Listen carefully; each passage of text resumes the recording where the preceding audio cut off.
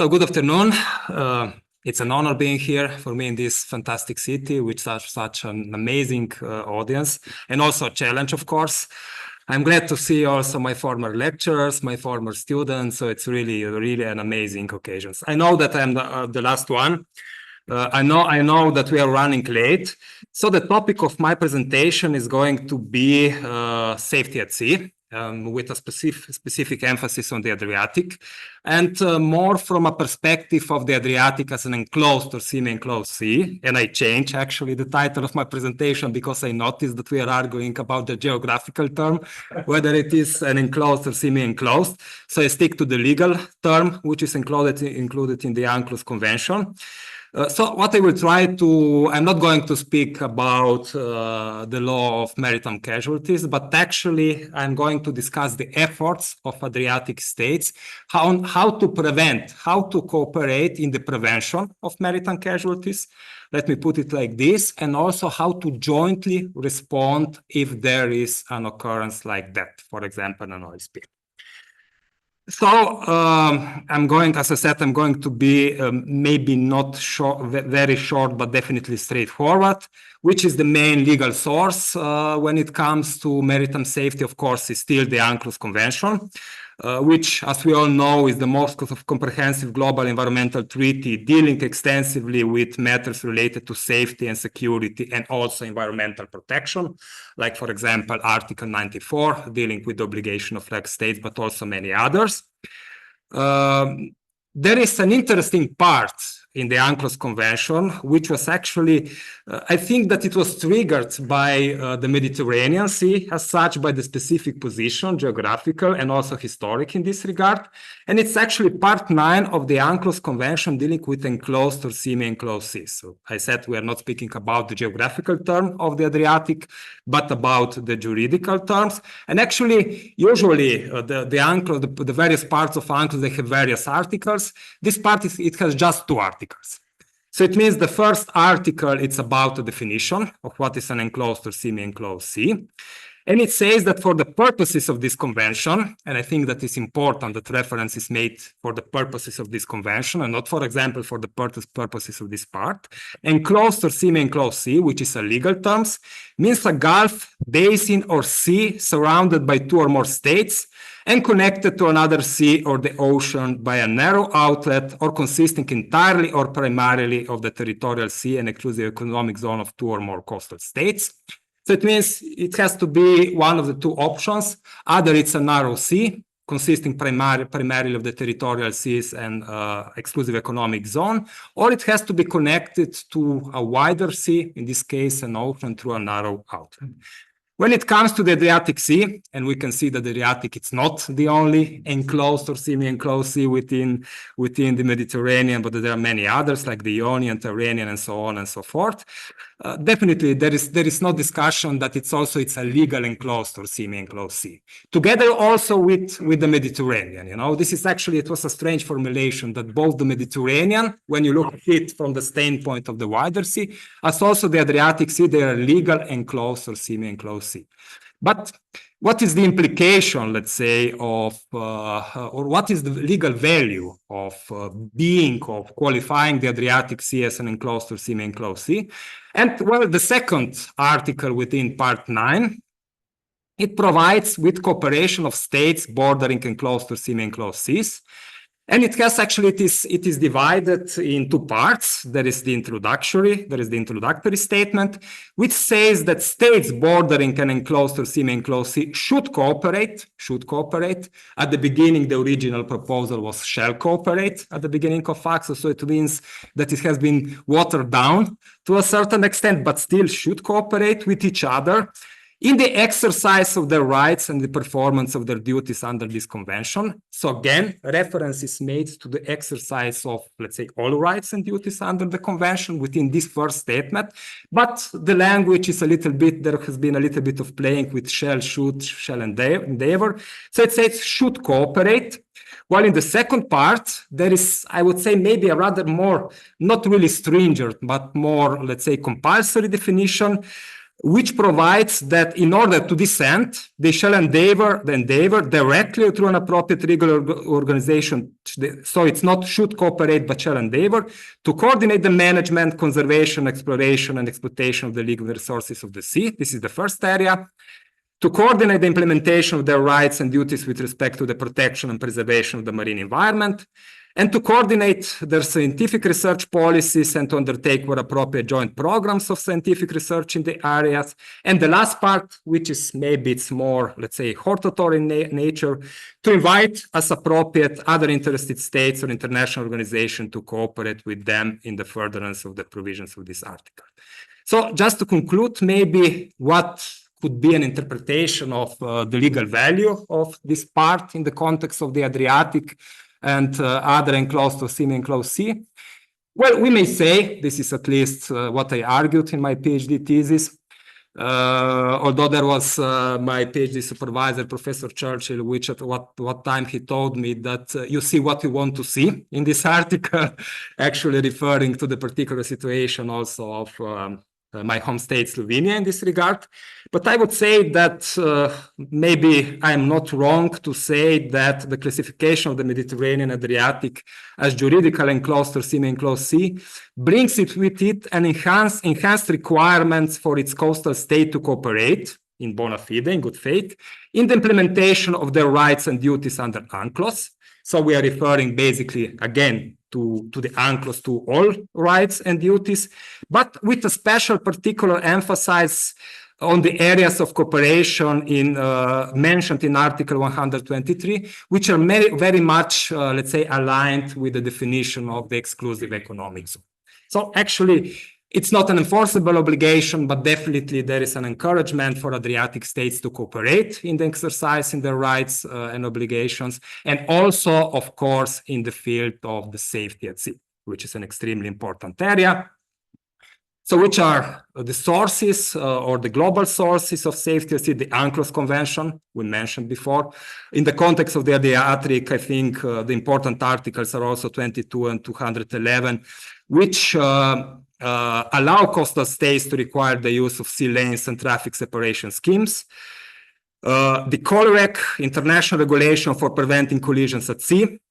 The SOLAS Convention, when it comes, we will see, to ship reporting, to aids of navigation, Ballast Water Management Convention, as we mentioned before, and so on and so forth. So this is actually, I would say, those are the global, generally accepted standard in the field of maritime safety and protection of the marine environment. And let's say, when it comes to the sub-regional application in the Adriatic Sea, the important conventions were definitely the SOLAS Convention with regard ship reporting system and navigational aids.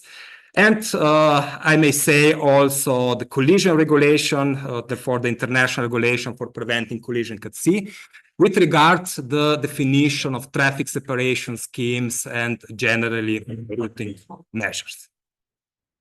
So it has to be mentioned, I'm not going to enter into the detail, but taking into account that we are discussing recent developments, that an extremely important role in the field of maritime safety in the Adriatic Sea, it's nowadays is undertaken by the European Union in different fields, and particularly through, I would say, through its maritime safety agencies, like the European Maritime Safety Agency, which provides technical assistance in this regard, operational supports, and facilitate cooperation.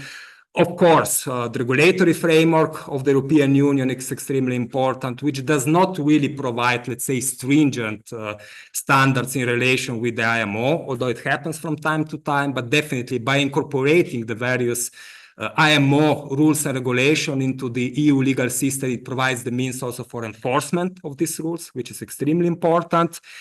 I would say that an extremely important role, and maybe also this is a sort of keyword when we discuss nowadays maritime safety and security, it's maritime surveillance. This is something that it has been mentioned many times, and it will be even more, particularly in the light also of the security concerns, of the regional conflicts, of the situation of the in the Red Sea, which has been discussed. And of course, the European Union, it provides also nowadays an important role when it comes to search and rescue operation, particularly by facilitating cooperation between member states.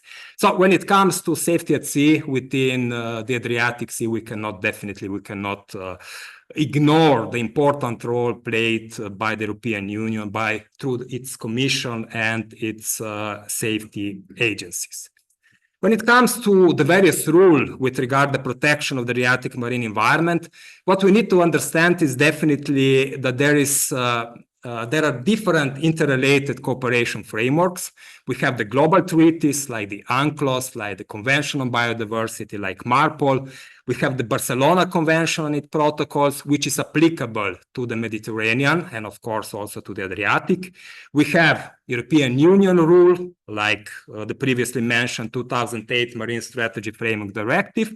But we have also different rules based, which complement this global, which are applicable specifically to the Adriatic Sea, or nowadays to the Adriatic and Ionian Seas, and which have been agreed based on the previously mentioned agreement through bilateral or trilateral agreements. And then, as we'll see later on, also confirmed through a submission of a joint proposal by the IMO in this regard. So I'm going to skip maybe a little bit what I was planning to discuss about the history of cooperation in the Adriatic.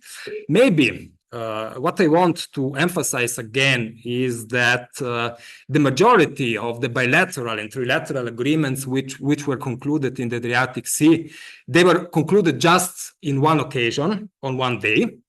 But this is a result of the fact that they were well prepared in advance by, let's say, technical experts, by legal experts, not by politicians. And what we can say is that the agreements concluded between Adriatic Seas, I'm referring to Slovenia, Croatia, Bosnia and Herzegovina, Montenegro, Albania, and also Greece, it's actually considered an Adriatic state due to a couple of islands close to the island of Corfu, which are within the Adriatic. So basically, the group of international conventions, they can be divided in four, let's say, they form 4 different categories. They refer to ship reporting in the Adriatic, which nowadays is compulsory. And of course, the system needs also to be amended. Routing measures, vessel traffic service, and cooperation in the fields of search and rescue operation.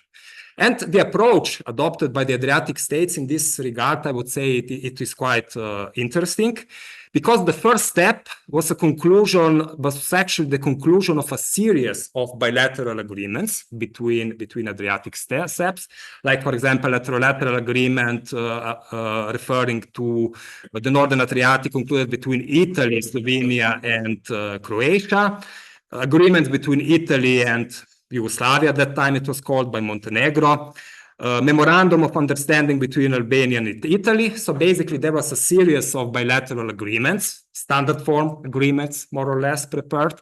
And then as a second step, maybe later, 6 months or 1 year, there was a joint proposal by the Adriatic states to the IMO to confirm these measures to the, of course, IMO Safety Committee, to confirm these measures also at an international level. So we had this interplay, first the conclusion of bilateral agreements and trilateral agreements, and then, of course, the various rules concluded, also confirmed and adopted by the IMO. Why was this necessary? Of course, to give erga omnes validity to the various rules, like, for example, when it comes to ship reporting. So the legal basis when it comes to mandatory ship reporting, very briefly, the UNCLOS Convention, the SOLAST, Chapter 5, which deals safety of navigation, the IMO resolution, general principles of ship reporting system, ship reporting requirements, and of course the particular resolution, and I'm actually referring to IMO resolution 139/76, which formally adopted the, let's say, the agreements between Adriatic states also on an international level. So how does it look? And I'm going to say the mandatory ship reporting system in the Adriatic Sea. Well, first of all, I would say that what needs to be emphasized is that not all ships are included, because also, particularly when it comes to the IMO, this is usually also a sort of a compromise. So basically, the IMO resolution, which I mentioned before, it specifies that ship reporting system is actually, it's mandatory in the Adriatic Sea for all tanker ships of 150 gross tonnage and above. I would say that this is quite an established definition. For all ships of 300 gross tonnage and above carrying on board as cargo dangerous or polluting goods in bulk or in packages. So just these two categories. Not other ships, not, for example, ships below 300 tons gross tonnage, but basically just all tankers and all ships of 300 gross tonnage and above carrying on board as cargo dangerous or polluting goods in bulk or in packages. The geographical coverage, it includes the Adriatic Sea as such, from the latitude 402500 north. And what is interesting in this regard is the geographical coverage is divided into 5 separate sectors, each of them assigned to a competent authority operating on a VHF channel, as you can see from this table here. What does it mean in practice? That still nowadays, for example, the Adriatic Sea, when it comes to mandatory ship reporting, is divided in five sectors, and the ship, let's say, for example, sailing from I don't know, from Taranto or from the Ionian Sea to the port of Koper Rijeka, while passing to the first sector, they have to communicate their information, different information about the ship, about the cargo, to let's say to the competent authority within that sector. Either this is Brindisi, Bar. This has to be repeated in the second sector, in the third sector, fourth sector, and fifth sector. So it means that in the era of blockchain, the mandatory reporting system in the Adriatic is still working on voice actually communication and on a constant repetition, let's say in blank ink, of the same information which are nowadays already available through the automatic identification system. Let's say, which is actually it's based on a system which was adopted in the early 2000s. So, needless to say that this was actually one proposal how to improve. Then, the second set of international agreement, it related to legal instruments in the field of common routing system and traffic separation scheme in the Adriatic and Ionian Seas. Again, a series of international agreement has been concluded between Adriatic states in this regard.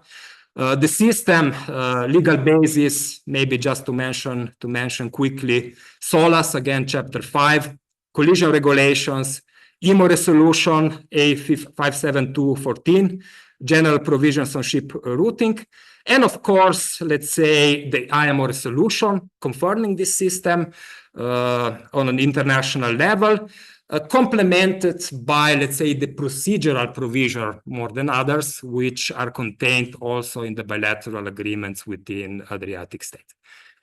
So maybe just to show how it looks like the routing system in the Adriatic Sea, it currently consists of traffic separation schemes, precautionary areas, an area to be divided.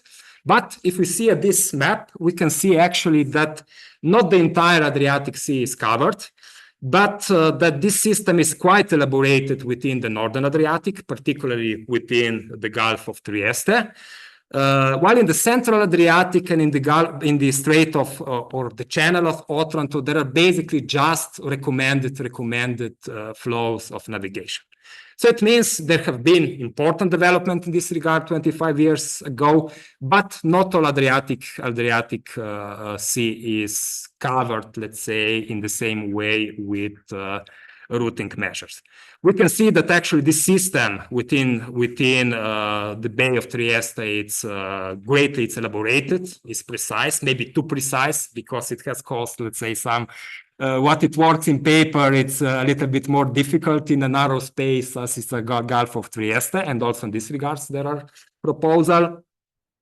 It includes also compulsory, let's say, traffic separation schemes in the Northern Adriatic, meaning that ships need to sail to the port of Koper and Rijeka while approaching on the Croatian and Slovenian side and returning on the Italian side. But otherwise, there are just recommended traffic flows in the Central Adriatic, which due to the, let's say, biodiversity richness, maybe it's not the best approach, and also recommended traffic separation scheme in let's say, within the Channel of Otterstone. So the third series of a legal instrument which was established, which was agreed between Adriatic states, it related to the establishment already in 2000 of a common, not really common, but let's say harmonized common vessel traffic service in the Adriatic and Ionian Sea. Actually, there was a strong push particularly from Italy in that regard, which was the only state which had already at that time implemented a VTS system. Different agreements were concluded by Italy and practically all its maritime neighbors in this regard. What is the importance of having a vessel traffic service? Well, it can be, of course, derived also from Regulation 12 of SOLAS Convention, where it is stated that contracting governments undertake to arrange for the establishment of vessel traffic system, where, in their opinion, the volume of traffic or the degree of risk justifies such services. So it's actually really a discretion of, let's say, of the coastal states, where to establish, let's say, a mandatory vessel traffic system. And also, of course, this is a result, the result is that there are also different requirements. The ship, for example, they have to submit different data while, for example, sailing to the port of Trieste than, for example, while sailing to the port of Koper Rijeka, which is really an administrative burden in this regard. So what are the functions of the VTS and what is this of the vessel traffic service and why is this important? First of all, information service. I would say that this is the basic function of the vessel traffic service in this regard. Traffic organization, meaning that management of vessel movements to prevent congestion and conflicts, ensuring safe and efficient navigation, and also nautical assistant in this regard. So it means that within a VTS area, for example, let's take the example of the Venice VTS, of how the Italian, actually the region or the state, decided to designate their VTS area. Basically, vessels, they have to follow, first of all, let's say, the established measures, like routing measures in this regard. But of course, they have also to obey, communicate also with the competent VTS service in this regard. So what was the idea behind the conclusion of the different agreement in this sphere?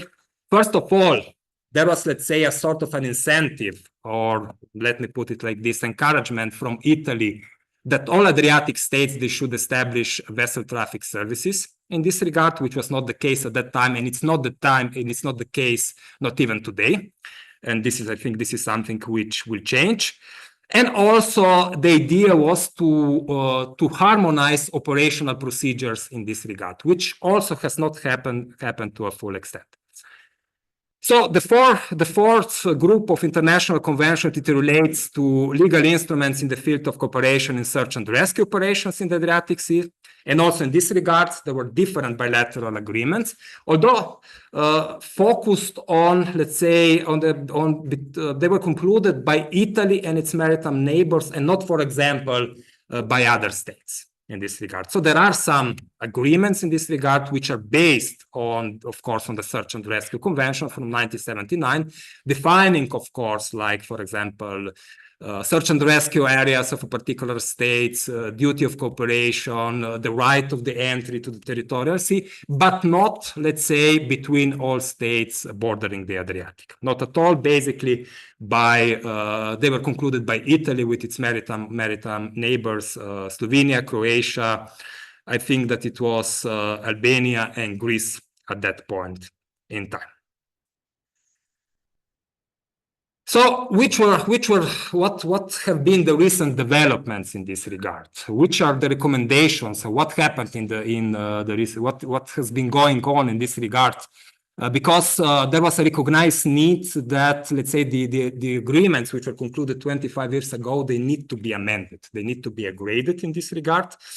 And there were some important European projects funded by European money, which with the aim to identify also, let's say, possible agreements and also the legal basis to bring up to date, let's say, the agreements which were concluded 20 years ago. And when it comes to mandatory ship reporting in the Adriatic Sea, well, the proposal have been particularly to expand the list of participating ships, not just, for example, to oil tankers, but basically to all vessels exceeding a certain tonnage threshold, and also to expand the duty to report to all vessels carrying dangerous and polluting substances, which make sense. Second, of course, the process, let's say, needs to be digitalized. You know, there is no sense to repeat information. There is no sense to provide administrative burden, let's say, on the ship to, like, for example, in the case of Adriatic, to communicate the same information which are available electronically to an automatic identification system in each different sector. So there has been this idea, there is definitely a recognized need to modernize the system in this regard.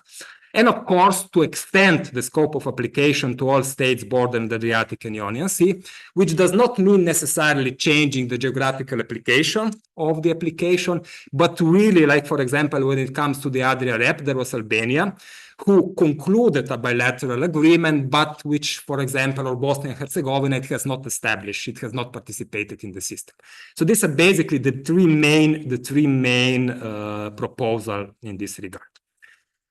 I mentioned before the extremely important role of the European Union in this regard, and particularly of the European Maritime Safety Agency in this regard. There was an extremely important also project in this regard, which was called Eureka, with the participation of the maritime authorities of all Adriatic states in this regard, and with the participation of formalized participation also of the maritime of the European Maritime Safety Agency, which worked particularly on, let's say, on how to modernize the mandatory ship reporting system in the Adriatic Sea. And let's say, according to the draft proposal, this is something, of course, which needs still to be submitted to the IMO. Let's say the joint proposal of the Adriatic states in the way. But according to the proposal also formalized through the assistance of EMSA, let's say the mandatory ship reporting should be applicable, as it is now, to all oil tankers of 100 gross tonnage and above, of all ships, and this is a new category, of all ships exceeding 10,000 gross tonnage, and also to all ships carrying dangerous or polluting goods. So actually, this is an important improvement in this regard, expanding, let's say, the compulsory ship reporting to a broader, let's say, group of ships. Geographical coverage, that basically practically all states, they have to participate, not just to sign the agreement, but that they have to participate, that they have, this is also related to vessel traffic systems, that they have to establish a vessel traffic system, that they have to adopt the legal basis, that they have to really to acquire the necessary technical equipment in this regard.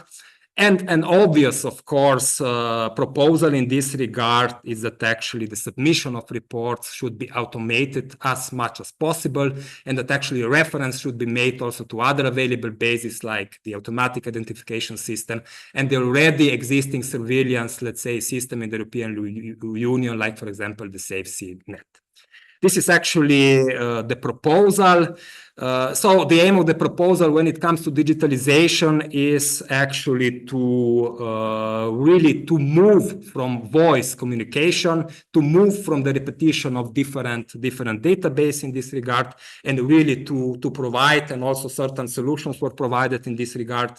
I'm afraid not on blockchain in this regard of how to assure this, how to assure this automatic distribution of reports. The system has been tested in this regard, and as I said, a proposal for the amendment of the Adria system, mandatory ship reporting system, it's already in preparation. When it comes to routing measures, we see the existing system. Definitely, there is the idea or an encouragement maybe to provide for some additional routing measures in the Adriatic, maybe within most congested areas in this regard. And also a possibility which has been mentioned is to transform, at least as a first step, let's say the recommended traffic flows in the central part of the Adriatic and in the southern part to mandatory traffic separation scheme. So actually, the majority of the effort during the last 2-3 years has been put really on the reporting system, on the vessel traffic service in this regard, and not so much on the routing measures. Although nowadays, actually, this is something that it has to be taken together, meaning mandatory ship reporting, routing measures, search and recuperation with regard to search and rescue, and VTS. It's actually something that works together, and ideally it should be also included within a single proposal to the IMO. So I'm not going to be long. I'm going to skip really the proposal with regard to common standards with vessel traffic service. What is important is that there is not just an encouragement, but a recognized requirement that all Adriatic states, they have to provide a legal basis for the provision of vessel traffic service, and also, of course, to acquire the necessary technical equipment, also maybe through the co-founding of the European Commission, European Union, to participate within the Adriatic and also within other, let's say, with other surveillance and other systems. So when it comes to search cooperation in the field of search and rescue operation, what is, of course, is proposed the conclusion of additional bilateral agreements between states, let's say, bordering the Adriatic. But what I think it's really important is what it has been done recently, this necessity to undertake regular search and rescue exercises within the Adriatic Sea with the cooperation of all, let's say, authorities of all states, and with the support of, let's say, the European Maritime Safety Agency. Actually, an exercise like that, we have 2 exercises like that in the Adriatic Sea, one in the northern and the southern Adriatic last year. In this regards, I would say that one is the legal part, and the other part, it's really cooperation in the actual, let's say, not just exercise, but in the actual harmonization of, let's say, search and rescue operation, either when it comes to an accident involving an, let's say, spill of hazardous or substances or oils, or also threatening human loss and other interest. I would say that there has been some important development in this regard. And I'm going to conclude with this. Maybe allow me just a minute. I know that I'm running late. But I think that it's worth mentioning in this regard that, and it is to a certain extent related also to mass, that within the so-called Eureka project, which involved the maritime authorities of all Adriatic states, actually a memorandum of cooperation was concluded, establishing, let's say, a new cooperation framework, which will be applicable in the field of safety at sea and maritime security. This is called a Maritime Safety Permanent Transnational Network. So which aim is to provide systematic coordination and cooperation, and to harmonize and standardize maritime safety procedures. Countries involved are Albania, Bosnia and Herzegovina, Croatia, Greece, and so on and so forth. So this is a formalized form of cooperation. It is a permanent network. It has to meet once per year. It has a chairmanship which rotates every 2 years. And I would say that maybe the most important practical part, at least in my opinion, is the fact that this, let's say, this permanent transnational network will be assisted by thematic working groups, which are basically expert groups from different areas, whose task will be to analyze the different problems, like, for example, I don't know, the need to modernize the ship reporting system, and to propose, let's say, an adequate proposal first, let's say, to the permanent network, but also to the relevant government. And I think that this is a very good approach, which has proved very, let's say, useful in the year 2000 when 20 agreements were concluded because they were prepared. There was a working group working on that. So I'm really hopeful that actually, let's say, this working group, which have started already with their work, and they are the thematic working group on operations, thematic working groups on e-navigation, also an important one, thematic working group on ship reporting, because nowadays this is something also there is a political sort of agreement that this has to be changed as a matter of urgency. And also there is a thematic working group for harmonization. We may call it a sort of an omnibus reference in this regard, which is entitled with the provision of digitalization generally, and also on the development of common technical standards. So I would say that this is an important improvement. We are hopeful, actually, that this will lead to also to practical results and to, let's say, maybe to a better cooperation and better coordination between Adriatic states, the European Union, and also globally, of course, by implementing IMO and also European standards in the field of safety, security, and protection of the marine environment. Thank you very much. I was long.